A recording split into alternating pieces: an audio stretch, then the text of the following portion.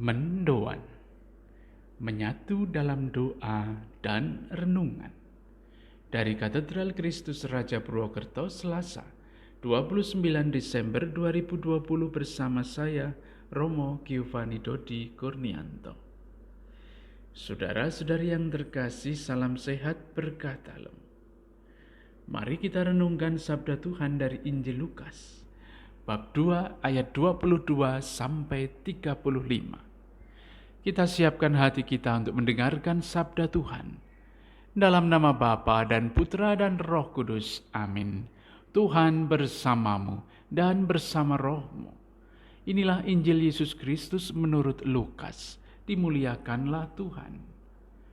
Dan ketika genap waktu pentahiran menurut hukum Taurat Musa, mereka membawa dia ke Yerusalem untuk menyerahkannya kepada Tuhan.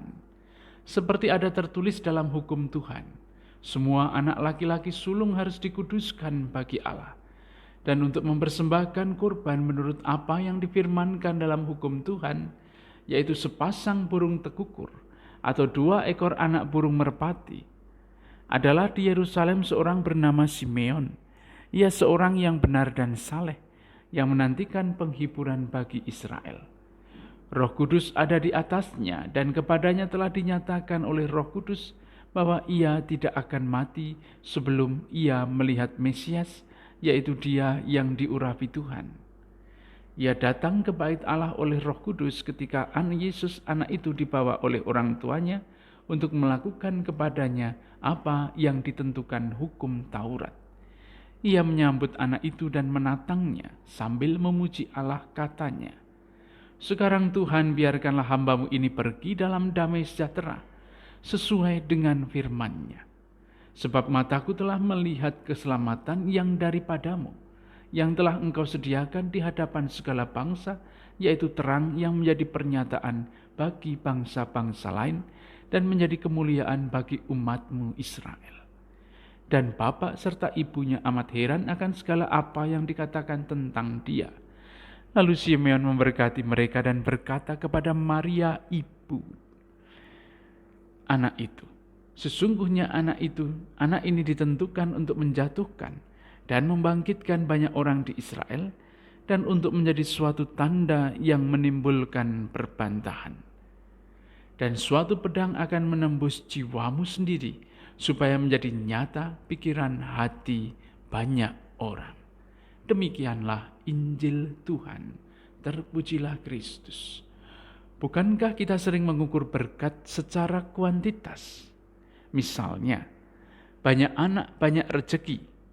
Miskin tak terberkati, sementara kaya adalah tanda diberkati. Rezeki sedikit tanda dihukum Tuhan. Rezeki lancar tanda diberkati oleh Tuhan. Tapi hari ini Simeon mengajarkan kepada kita bahwa berkat tidak datang karena banyaknya anak atau banyaknya harta.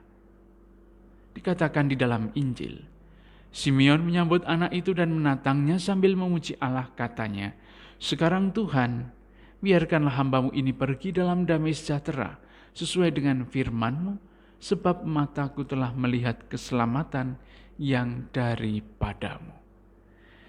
Berkat datang karena iman.